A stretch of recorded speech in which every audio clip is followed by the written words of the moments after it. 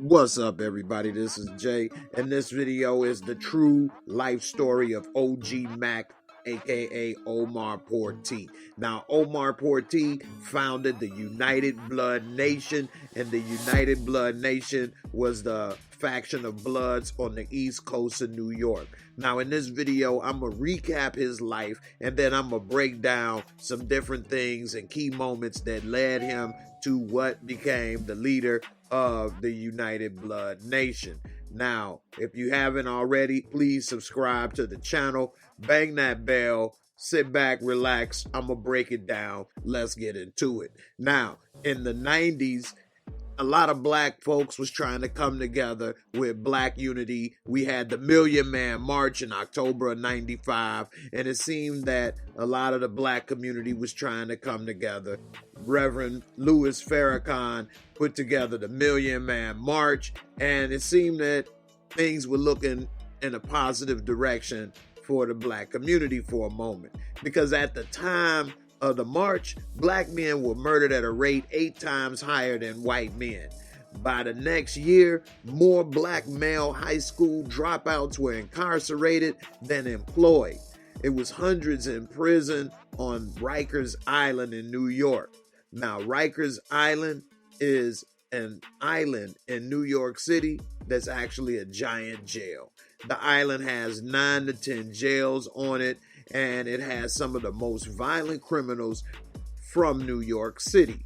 I'm talking about robbery, rape, murder, arson, lots of gang activity as well. I mean, it's a self-contained prison city. It's surrounded by razor wire and water. It's like a modern Alcatraz, although a larger version. Now, OG Mack made a new identity while he was incarcerated in Rikers Island. Omar Portee was his real name. Now, he was a career criminal most of his life, and he was known to be brutal yet charismatic. His people loved him. He saw his fellow African Americans as being victimized in prison by the other gangs. See, the Latin Kings controlled the prison. The Latin Kings claim to be the oldest and largest Latino street gang in the world. There's different ones like the Trinitarios, that's a Dominican gang, and the Nietas, who are a Puerto Rican gang. But out of all the Hispanic gangs, the Latin Kings can be found in more than 150 cities. Omar Portee, he founded the United Blood Nation in 1993. He wanted to take on the Latin Kings in prison is part of the reason why he founded the United Blood Nation. Now, blood means togetherness and unity. They had the B, which meant better, the L, look, the O, out, the other O, or, and the D, die. The Bloods date back to LA in the 1960s. The Bloods and Crips are the two most dominant black street gangs in the United States. Portee brought the Bloods east from LA to New York, and Omar Portee got involved after 2 first-degree robbery convictions. He found a lot of politics going on in jail with the Hispanic gangs and black gangs, and they didn't get along. He started planting a flag, aka claiming territory, for the UBN while in prison. He realized one way to have power was to control the phone bank. No one was allowed to use the phone unless you paid them, and as a prisoner, that was your only lifeline to the outside world.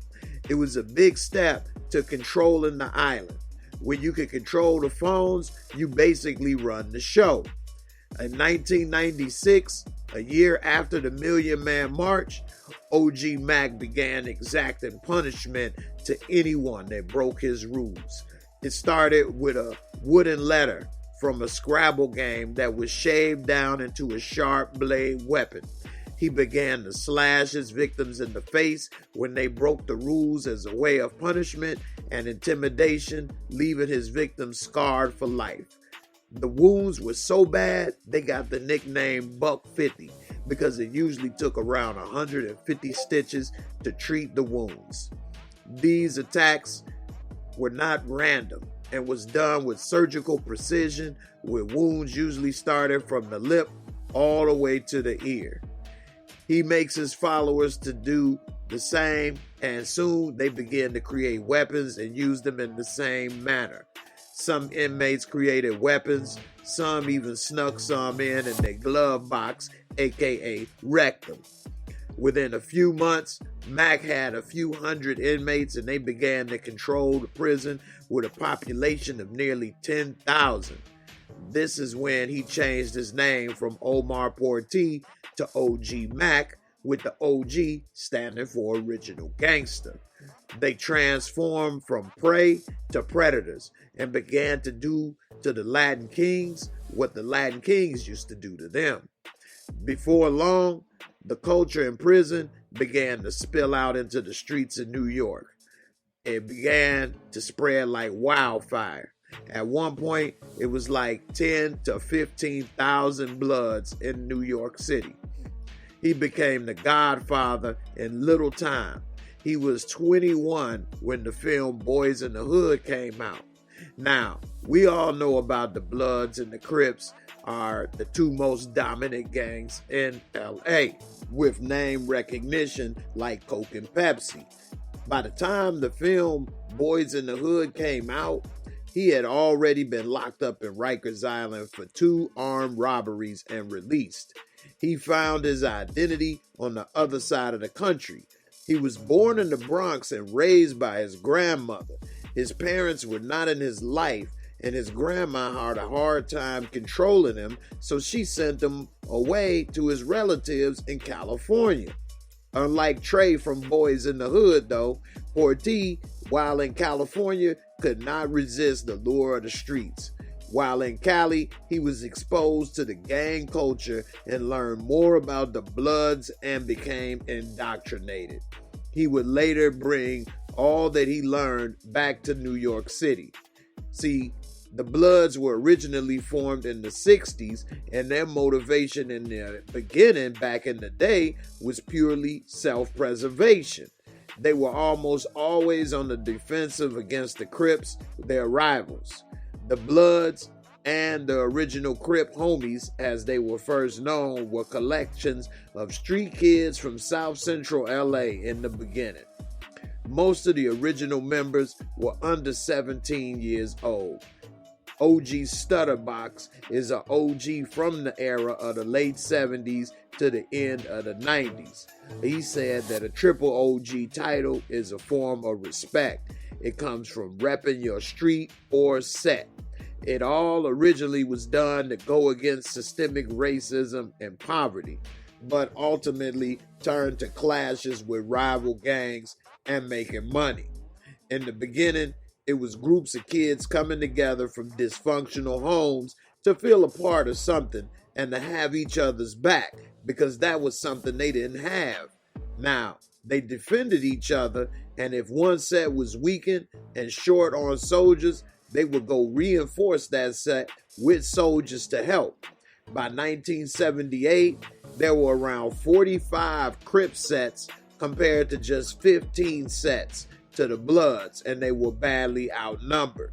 They were outnumbered 3-1 and began to develop a reputation of ruthlessness in order to survive. They began to engage in narcotics trafficking, murder, robbery, etc. Some say what set them apart was the horrific violence that they commit. It says that some soldiers for the Bloods began calling themselves CK for Crip Killers.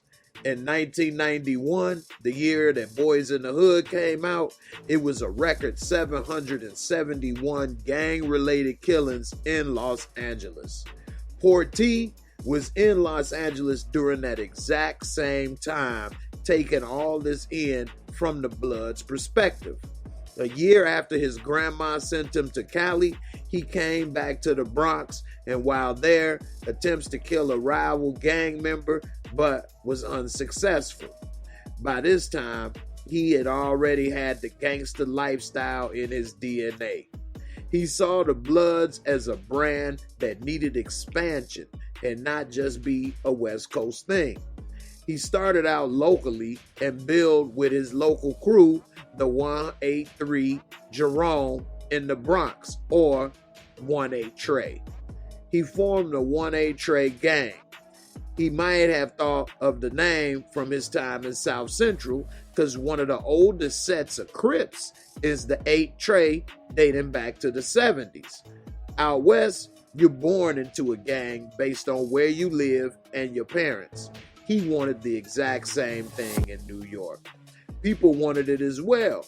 You know, he first attempted to expand the Bloods in New York, but it didn't last long because he was arrested not long after returning home on a weapons charge. He sees the Latin Kings had more people and ran the prison while he was inside Rikers Island. While the black gangs were spread out and not unified, he saw that as a reason and a way to bring them together. He got together with a Brooklyn-based gangster named Leonard Deadeye McKenzie. He convinced him to help unify all the black gangsters in prison, and together they began to build the empire from within the walls of Rikers. He used the knowledge and information he learned while out west as a blueprint to transform the gangs in NYC to Bloods.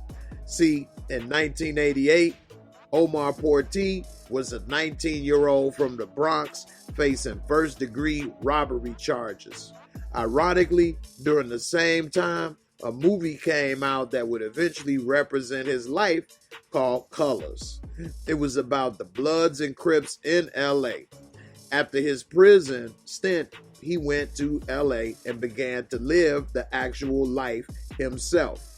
In many ways, he was a visionary because he took the paradigm of the Bloods from the West Coast and flipped the script on the East Coast. He made it more structured.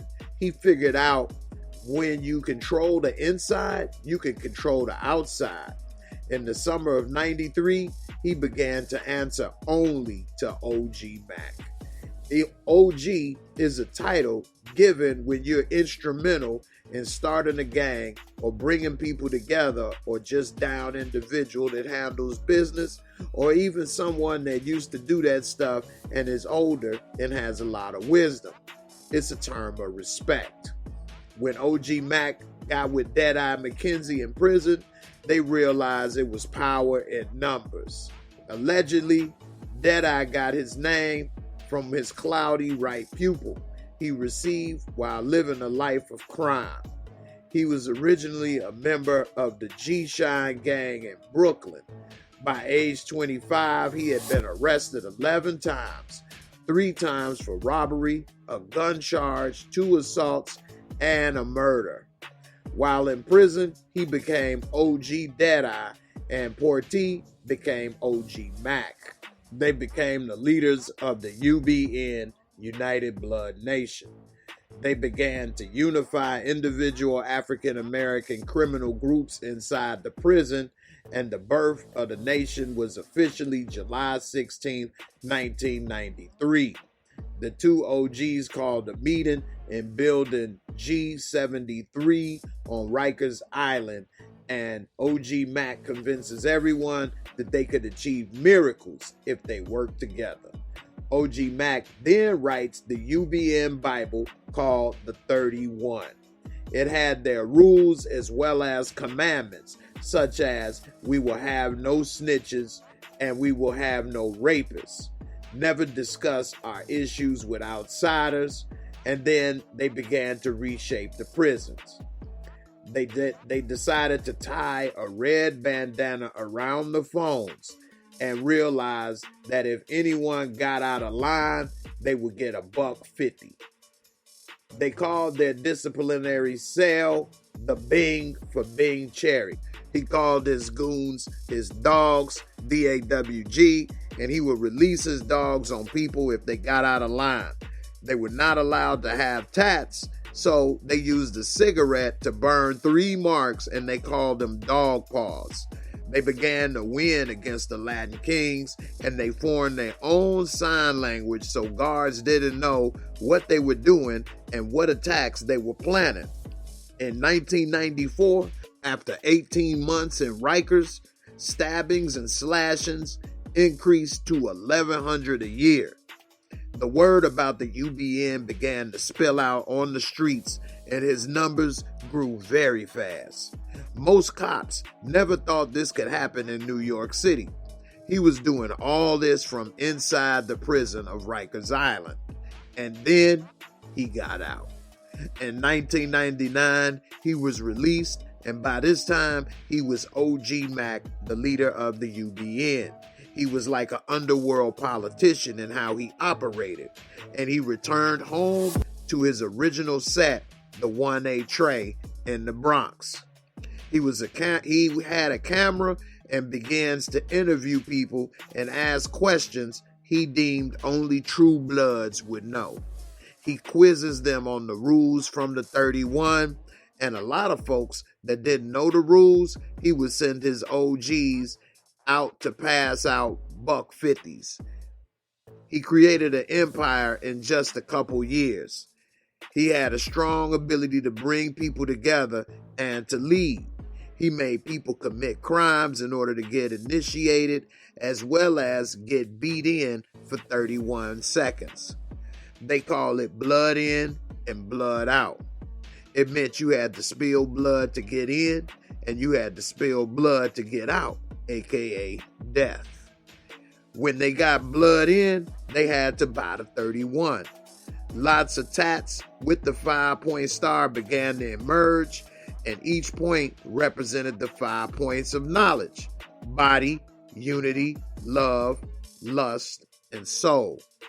He organized like an army, and he had his leaders called generals. Generals had green light status, which gave them the ability to blood in new members without asking permission.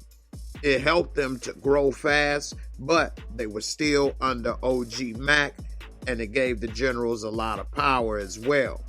Female members were called bloodettes. They had the option to sex in, as well as they could get beat in. They were led by OG Mack's girlfriend, Paulette MacArthur, aka Big Mama. They focused on credit card theft and identity fraud. OG Mack ordered them to get pregnant and produce more bloods called blood drops. When a baby is born, a blood drops, they are automatically a blood. OG Mack tried to make money by selling hats and shirts that said 1A Tray.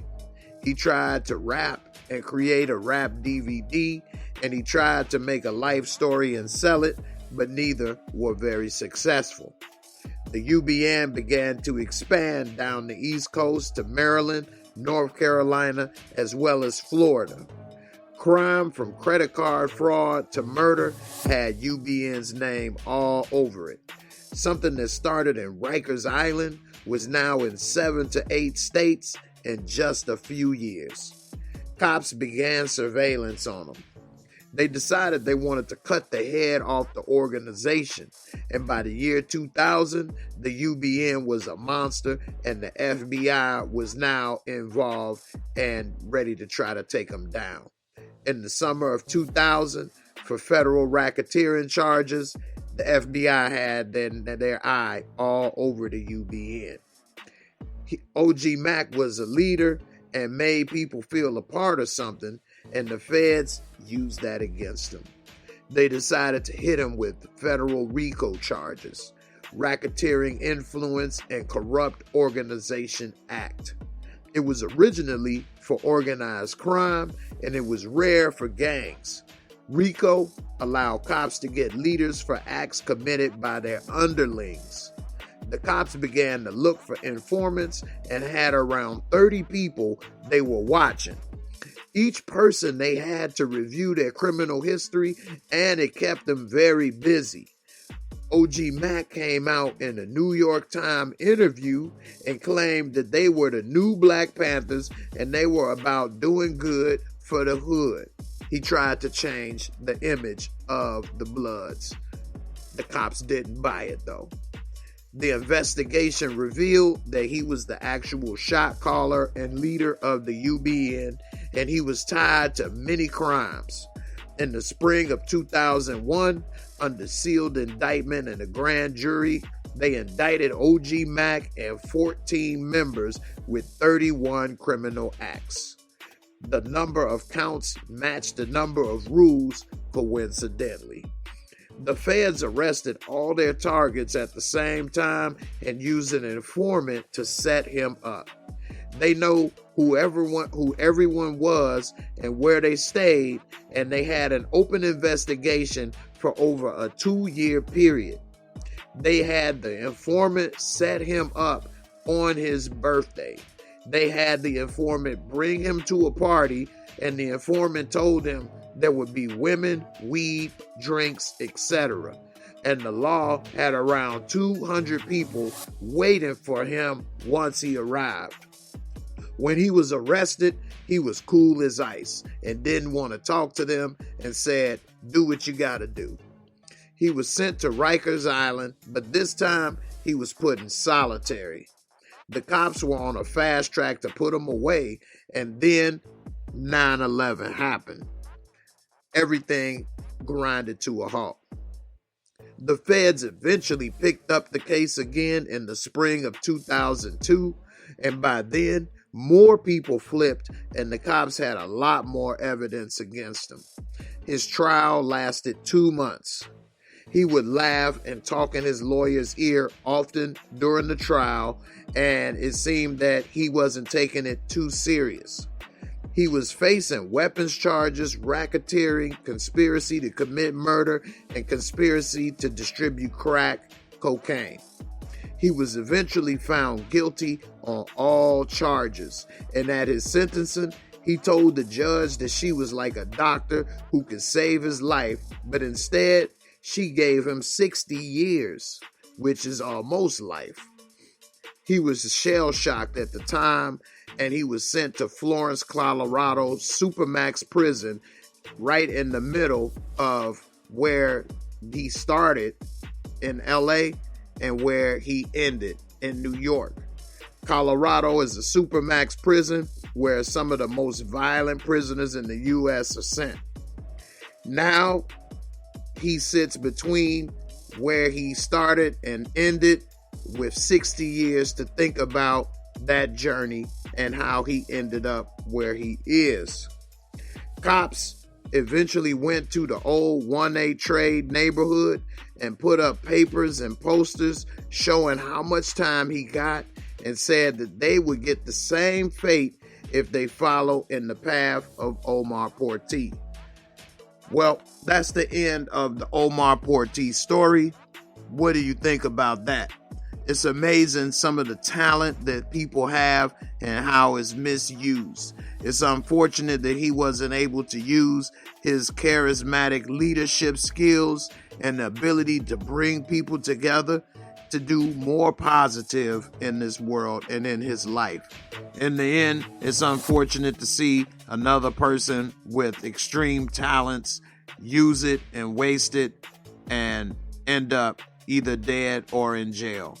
It's the same story that we have heard and seen again in the same way, and hopefully people in the future or people listening to this video will realize that if they do have similar talents, maybe they should use it in a positive way so that they can actually make a real change for the positive in life.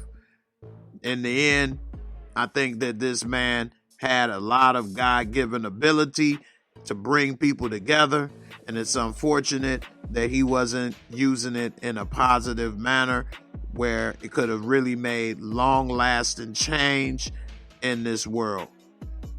You all let me know what you think about this story and about Omar Portee, aka OG Mack. He is still alive, serving the 60-year sentence, which was 600 months.